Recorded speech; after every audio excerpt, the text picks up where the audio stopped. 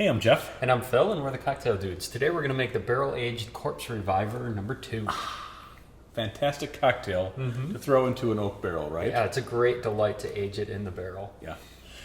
Because it's so packed full of flavor. It has almost every flavor in the rainbow, except a little bit of smoke. Right? And you get that from the charcoal notes in the barrel, and then you have everything, Phil. Perfect. What you could possibly want.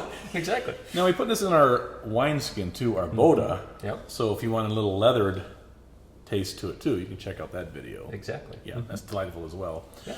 But this Corpse Reviver number 2 comes from a series of Corpse Reviver cocktails, right? Yeah, in 1871, there was a series of them in the Gentleman's Table Guide. Yeah, and they were designed to be a cure for hangovers, right? Yeah, it said best taken before 11 a.m.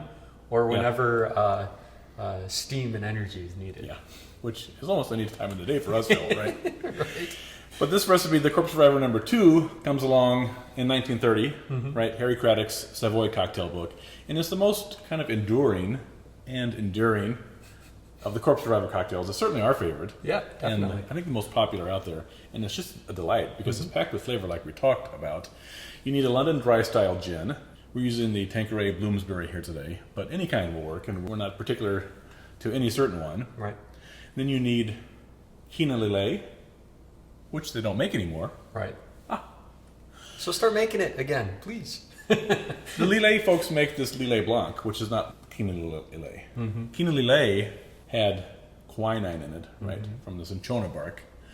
So we don't use the Lillet Blanc. We use this Cocchi Americano, right, which is just what you want, because it has the quinine in there.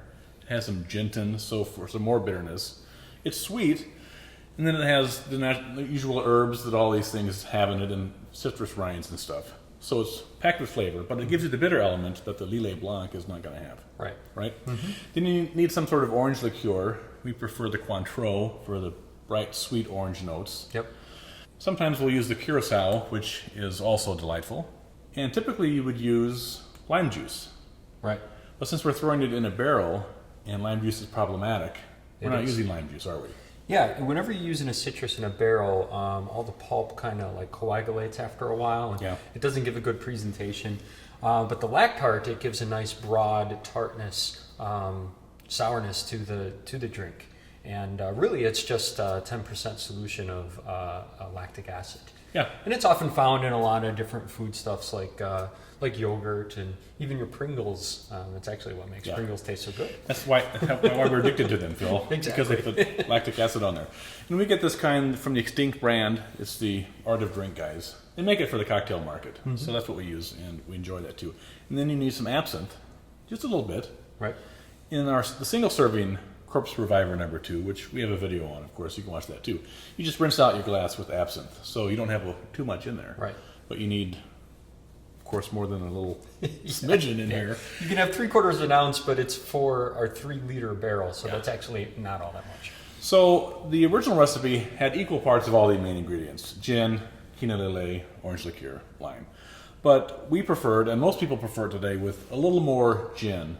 So there's a little more botanical interest, and notes of juniper come through more and aren't masked by the sweetness of the Cointreau or the Cocchi Americano. Right.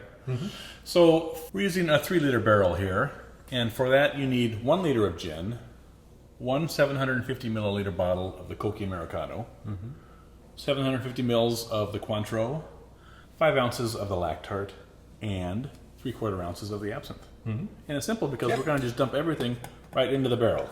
Perfect. All right, I'm going to let you start measuring the lactart. Sounds good. 5 ounces. Thank you. And I'll start pouring in the booze. This Tanqueray Bloomsbury is a special bottling that they designed after an old recipe they found in the bottom drawer somewhere in one of their cabinets, I suppose. But it's heavy in juniper, but still very nice, broad, round, botanical notes. And we like it a lot in a Corpse Reviver number 2. All right. I'm going to give you the absinthe, 3/4 ounces. I'll put in the Cocchi Americano, 1 bottle.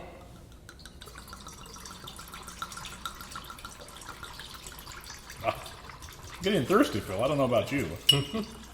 Oh, definitely. Yeah, this cocktail is great anytime. You don't necessarily have to use it to cure a hangover. I often enjoy it as one of the last cocktails when I'm out at craft cocktail. Yeah. I never drink this in the morning, but I do enjoy it when we're out, of course.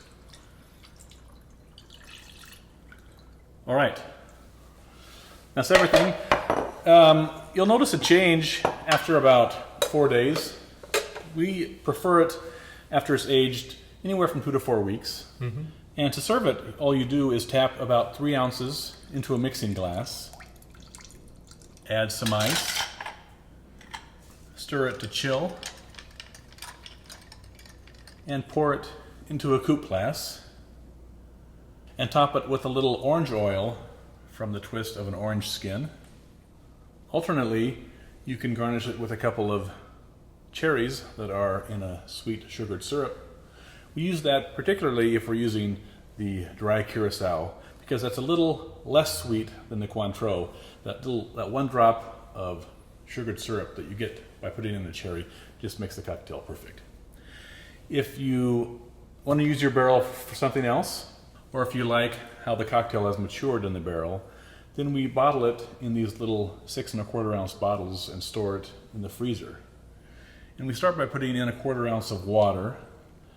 That simulates the melting of the ice when you stir a room temperature cocktail to chill it. Then fill the bottle with the cocktail,